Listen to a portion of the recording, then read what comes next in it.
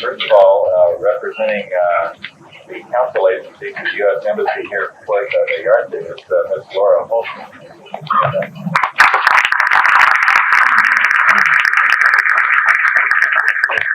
And we have been blessed with beautiful weather throughout our stay here, and I'm told by the weather forecasters that it's guaranteed to last through Sunday.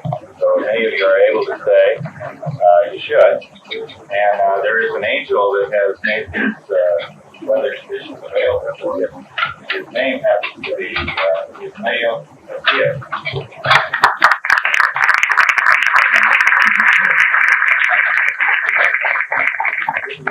Now let me explain to you why I call him an angel. It's because he is very close to God. Because he explained to me that Puerto Vallarta is very close to heaven, and I can't disagree with him. He's also the vice president of Puerto Vallarta, and he has a couple comments. A todos ustedes nos han dado un privilegio muy grande, el finísimo amigo de darle la más cordial bienvenida a todos ustedes, y efectivamente hoy Puerto Vallarta nuevamente está de fiesta porque ustedes han tenido darnos el honor de seleccionar este lugar para sus mesas de trabajo. Estamos seguros que van a tener el éxito porque solamente con estos congresos que se llevan de ahora en adelante, dado que el mundo cada día es más pequeño, es necesaria esta comunicación, dado que solamente por medio de ese transporte que ustedes hoy discuten, llegaremos hasta el fin del mundo. Sean bienvenidos, como dicen en inglés, my house is your house, nuestra casa es su casa. Le damos también la más cordial bienvenida al finísimo amigo, embajador de los Estados Unidos, James Jones, el cual sabe que siempre será esta su casa por él en medio. Very welcome, folks. And the Council on Foreign Relations, he's also served as boards of Equitable Life Insurance.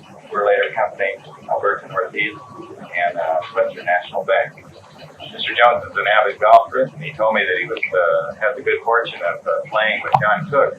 For those of you that are golfers, you know that John Cook is one of the best pros on the professional golfers tour. And we had the Mexican Open here last fall. Yeah. And so Mr. Jones had the opportunity to be paired with him, and he said, "Look, all you have to do is do everything that I do to win this tournament." No, it's do everything I don't do. John Cook won, by the way. I would like you to give a very strong, warm welcome, Transporte International welcome to our Ambassador Jones.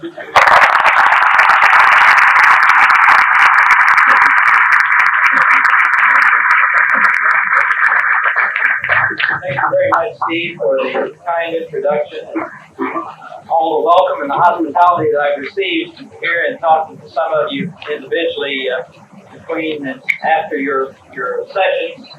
And I also want to compliment the Vice Mayor Cias for the beautiful weather and warm hospitality that you always receive in Puerto Vallarta. We took our family here last December between Christmas and New Year's, and our two sons and I played golf at the Marina course, where I guess some of you are going to be playing tomorrow. And while I poo-pooed it a little bit at the beginning, thinking it was another one of those resort courses that you would do too well at, it has several of my golf balls still embedded in the bottom of those lakes. It's a tough course, and I think they're going to enjoy playing very much. I also was reminded when the Vice Mayor gave the very warm and hospitable Mexican phrase, "Mi casa es su casa," my home is your home. There was another ambassador here from the United States about 2 decades ago, whose Spanish was actually worse than mine, and he tried to remember some of these phrases, and that was one of the ones he thought he liked.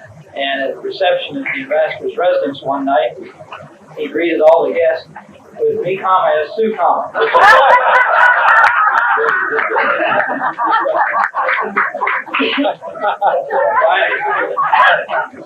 I'm a little more, yes, it doesn't have a translation. I've been in Europe. So I've been a bit cautious since I've been in Mexico the past 2.5 years to be a little more careful when I'm speaking extemporaneously in Spanish. The first time I came down without any Spanish and had 4 days of training in Puerto Vallarta. And it just seems like there's been one challenge after another that has kept me busy in these 2.5 years. So the 4 days of language is all I've had, and about a year in being here, particularly in Mexico City, the journalists outnumber the campesinos in Mexico by far. So you have a huge crowd of journalists following you, and I decided to give this one sort of impromptu press conference in Spanish, and told my wife when I got home. She was somewhat horrified, and I said, I either said, or we declared war. Since there was no war the next day, I assumed I got it right. In any event, it's a great privilege to be a part of your very extensive program. I've seen the schedule, and you truly, for those of you who are worried about tax deductions, you have earned your tax deduction, I can see, by the agenda before you. And it's a great privilege to be a part of this year's Transporte Internacional. For many of you, quite literally, you provide the vehicles that makes NAFTA work. And NAFTA is so important. It's a bilateral relationship between our two countries.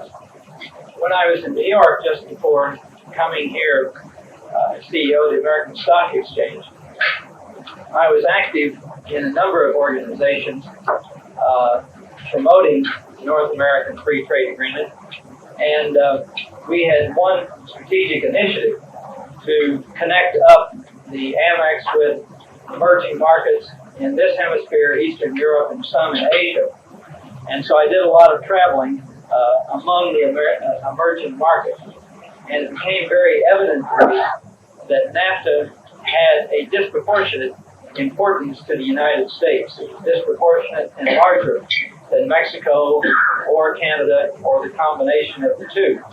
But it was particularly important with regard to Mexico, because what I found in going to many of the other emerging markets is they were looking at NAFTA, looking at the United States to try to size us up as to our intentions, our ability to be a good trading partner, to see if we could actually pass something like the North American Free Trade Agreement, and could we actually implement it in a way that would be fair and free and open trade that helped all the partners to such an agreement. As I used to say, they looked upon us, and NAFTA became sort of the lens through which the emerging markets viewed the United States. And if we could pass it and make it work, it became the door through which the United States had an advantage in entering the developing emerging markets of the world.